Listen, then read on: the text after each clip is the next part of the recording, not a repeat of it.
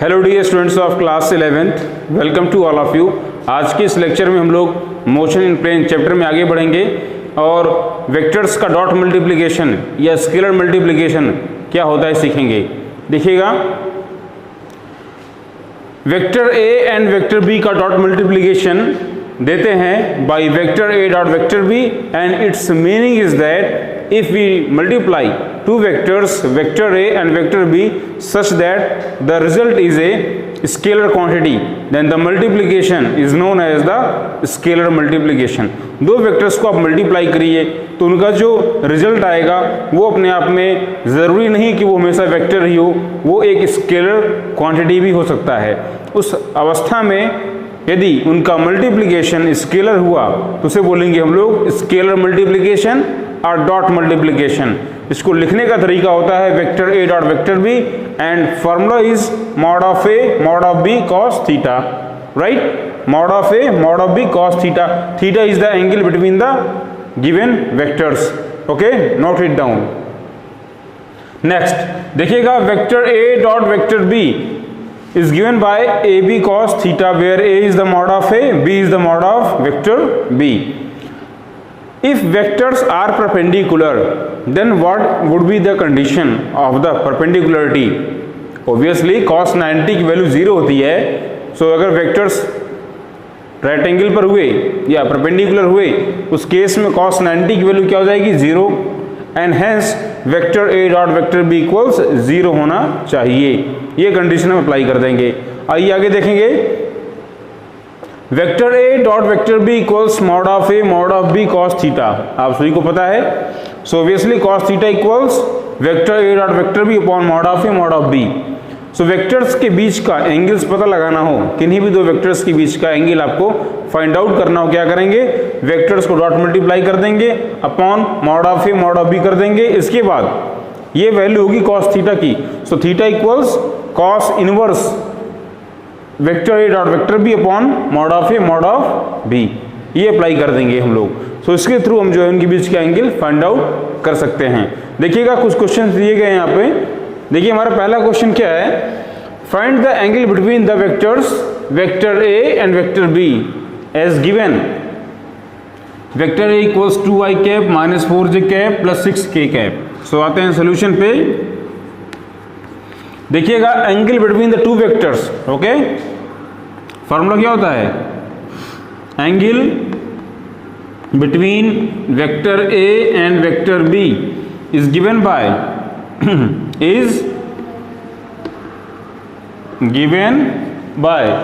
what is the formula, theta equals cos inverse vector a dot vector b upon mod of a into mod of b। तो एक काम करना पड़ेगा, पहले vectors co dot multiply कर लीजिए। आइए सॉल्व करते हैं डायरेक्ट इसको। cos inverse vector A dot vector B multiply करेंगे, क्या करते हैं, आई वाले कोफिशिएंट को आई वाले से, जे वाले को जे से, के वाले को के से मल्टीप्लाई करते हैं। तो मल्टीप्लाई करेंगे 2 into 3 that is 6, minus 4 into 1 that is minus 4, 6 into 2 that is plus 12। ये हो गया vector A dot vector B upon mod of A mod of B. Vector A का मॉड निकालिए, वेक्टर ए का मॉड क्या हो जाएगा, under root 2 square plus minus 4 square plus 6 square that is 2 square that is 4 plus 4 square that is 16 plus 6 square that is 36 into mod of B that is under root b equals 3i cap plus j cap प्लस 3k cap. So mod of b that is 3 square under root 3 square plus 1 square plus 2 square. Solve करिए इसको। Cos inverse ऊपर देखिए क्या मिलेगा आपको, 6 minus 4 that is 2 and 2 plus 12 that is 14 upon, यहां देखिएगा 4 plus 16 20, 20 plus 36 that is 46, okay, into under root 3 square 9 plus 1 10 plus 2 square 4, so 10 plus 4 14। Solve करिए इसको, क्या मिलेगा आपको? आपको मिल जाएगा cos inverse 14 upon under root 46 into 14, multiply कर लीजिए इसको, 46 इंटू 14 सॉल्व करेंगे इसको, मिलेगा आपको cos inverse 1/2 and this one is the value of 60 degree, so hour angle is 60 degree. Note it down. इस तरीके से किन्हीं भी दो वेक्टर्स के बीच का एंगल आप फाइंड आउट कर सकते हैं। यदि आपको उन वेक्टर्स का मॉड पता हो, वेक्टर्स का डॉट मल्टीप्लिकेशन पता हो, तो आप उनके बीच का एंगल फाइंड आउट कर सकते हैं। ठीक है, और भी कई सारी प्रॉपर्टीज हैं स्केलर मल्टीप्लिकेशन की, जिनको हम लोग देख लेते हैं। देखिएगा, vector A dot vector B that is A B cos theta, okay, and cos minus theta, okay.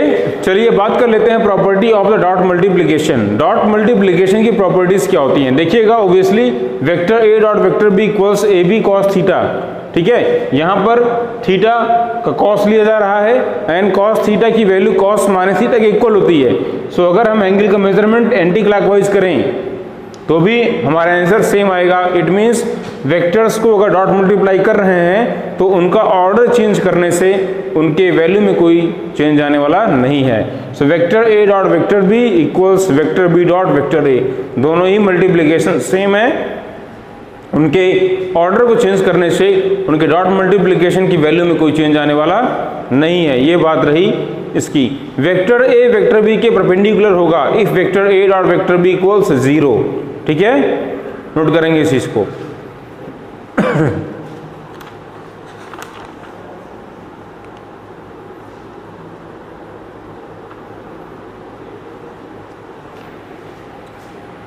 Okay, if vector A and vector B are parallel, then obviously theta equals 0 and hence cos 0 equals 1. So that's why vector A dot vector B equals AB, that is mod of A into mod of B.